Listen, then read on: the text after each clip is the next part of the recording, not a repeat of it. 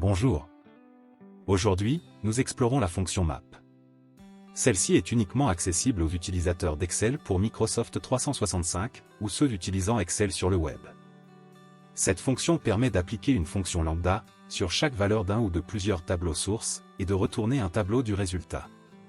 Son premier argument sera la plage à mapper. Dans cet exemple, cela sera notre plage allant de C2 à C14. Le deuxième sera soit une autre plage, soit la fonction lambda qui sera appliquée sur chacune des valeurs passées en revue. Le premier argument de la fonction lambda sera le paramètre qui représentera le premier tableau source. Ici, nous le nommons tab. Ensuite, nous mettons la formule à appliquer. Dans notre cas, nous mettons une hausse de 5%, donc notre formule sera tab multiplié par 1,05. Nous obtenons une matrice contenant le résultat de l'application de la formule sur chacune des valeurs de notre tableau source. Bien sûr, nous aurions pu simplement utiliser un calcul matriciel pour le même résultat, notre formule aurait simplement été notre plage allant de C2 à C14, multiplié par notre valeur. Nous pouvons utiliser notre fonction map avec plusieurs tableaux sources. Dans ce nouvel exemple, le premier argument de notre fonction map sera le premier tableau à mapper, ici notre plage allant de A2 à A14, le deuxième argument sera un deuxième tableau allant de C2 à C14. Le dernier argument doit toujours être la fonction lambda. Dans notre fonction lambda, nous devons avoir autant de paramètres que le nombre de tableaux à mapper. Nous nommons notre premier tableau tab 1 et le second tab 2. Notre formule-ci testera si la valeur mappée de notre tableau nommé tab 1 est égale à vêtements. Si c'est le cas, la valeur mappée dans notre tableau nommé tab 2 sera multipliée par 1,10, sinon nous reprenons sa valeur à l'identique. Seuls les prix tarifs de la famille vêtements ont été augmentés de 10% dans notre matrice résultat. Encore une fois, pour obtenir le même résultat avec un calcul matriciel, nous aurions la formule suivante. La plage allant de C2 à C14, multipliée par, entre parenthèses, 1 plus, entre parenthèses, la comparaison de notre plage allant de A2 à A14, à vêtements, multipliée par 0,10. La comparaison renvoie des vrais et des faux, qui seront traduits en 0 et 1, et seront multipliés par 0,10, ainsi la plage de notre tarif sera multipliée soit par 1, soit par 1,10.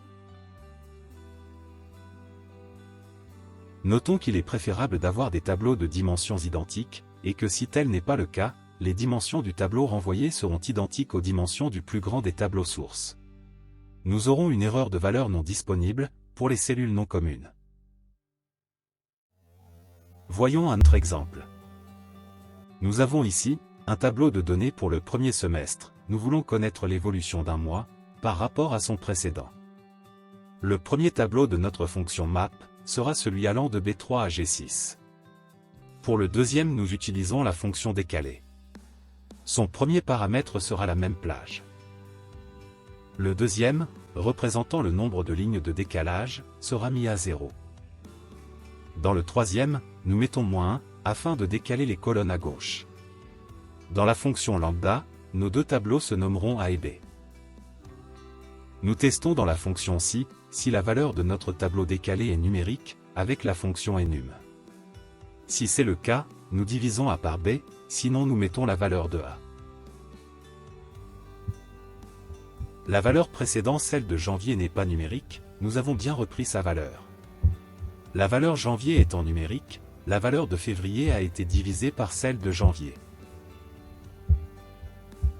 Nous utilisons la fonction texte pour formater notre résultat. Son premier argument sera la division de A par B, à laquelle nous soustrayons 1. Le deuxième sera notre format entre guillemets. Nous mettons un format pourcentage, avec le signe plus, pour les nombres positifs, et moins pour les négatifs. Ainsi, nous obtenons notre tableau d'évolution, formaté.